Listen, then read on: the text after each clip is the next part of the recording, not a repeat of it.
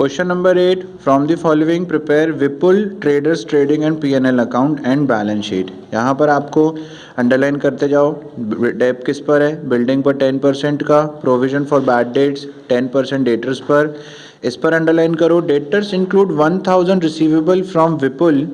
Debtors में ये भी बता दिया गया है कि 1000 आपको विपुल से जो मिला था वो ऐड है, और क्रेडिटर्स में क्या है, विपुल को 1000 आपको देना था वो भी ऐड है। अब यहाँ पर देखो, क्वेश्चन में आपको कॉस्ट ऑफ गुड्स सोल्ड दी गई है 19,000, और नीचे एक नोट दिया गया है, as cost of goods sold is given all expenses are treated as direct and as indirect and will be recorded in P&L account including wages. अगर कॉस्ट ऑफ गुड्स सोल्ड दिया गया तो सारे एक्सपेंसेस इनडायरेक्ट एक्सपेंसेस होंगे, and I have told you earlier that all indirect expenses are posted in P&L account. तो आपको wages भी कैसे मानी जाएगी? Indirect expenses. तो सबसे पहले हम वेजेस की बात करें। अभी मैंने बताया वेजेस कहाँ लिखी जाएगी आपकी। वेजेस आपकी लिखी जाएगी P&L के डेबिट में। फिर उसके बाद है cost of goods sold. Cost of goods sold को का मतलब होता है ओपनिंग स्टॉक। तो ओपनिंग स्टॉक कितना हो गया? 9000। सन्ड्री एक्सपेंसेस, सारे एक्सपेंसेस, सन्ड्री एक्सपेंसेस भी आपका आ गया P&L के डेबिट में।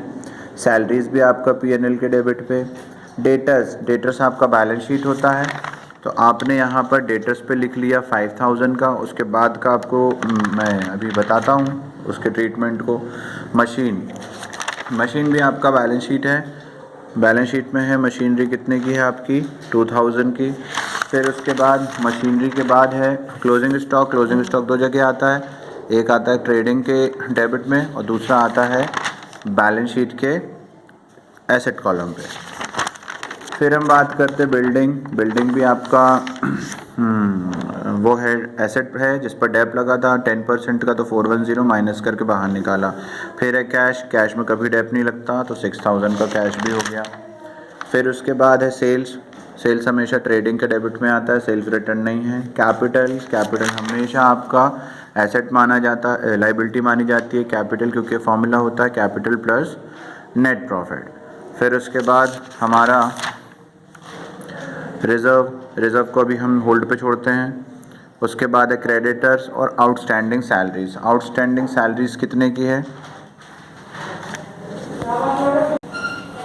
आउटस्टैंडिंग सैलरीज है आपकी 300 की, लेकिन आउटस्टैंडिंग आपने सैलरीज यहाँ पर ऐड क्यों नहीं करी? क्योंकि आपको बैलेंस शीट में दिया गया है, मतलब कि आपको लास्ट ईयर का दिया गया है, इसलिए आप उसको यहाँ पर ऐड नहीं करोगे। If it is adjust given on your adjustment column then you will have to add it on your salary column.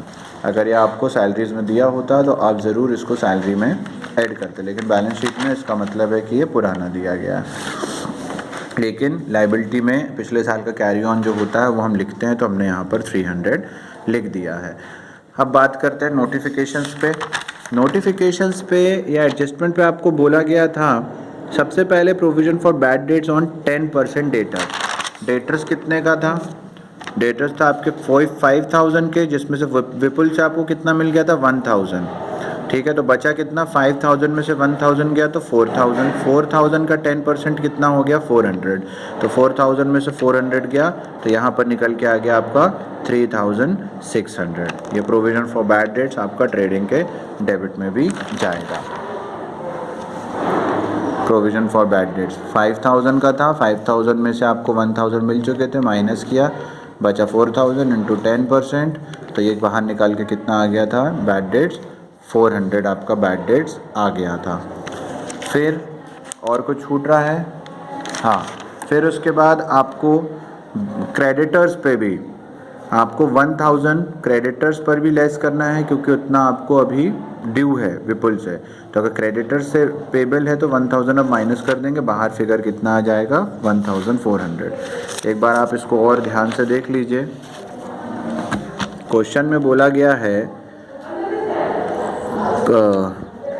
Debtors include 1000 receivable. Debtors पे आपको 1000 मिल चुका है, तो आपने डेटर से 1000 माइनस कर दिया।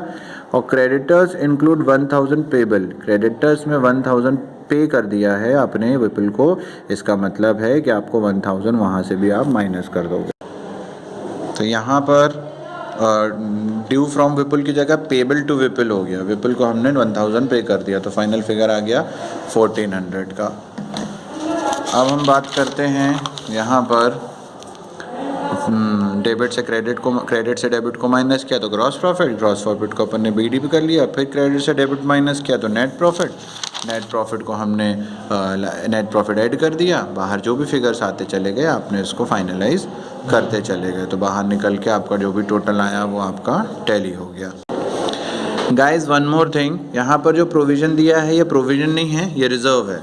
रिज़र्व एक ऐसा प्रॉफिट होता है जो आप अपने फ्यूचर के लिए सेव करके रखते हो, तो यहाँ पर प्रोविज़न की जगह आप लिखोगे रिज़र्व, यह आपकी लाइबिलिटी होती है, ऐसा प्रॉफिट जो आप अपनी कंपनी के बंद होने के टाइम पर या admission of a new partner के टाइम पर ही इसको डिस्ट्रीब्यूट करते हो ओल्ड रेशो से। बाकी सारी चीज़ें आपकी हो गई टैली यहाँ पर।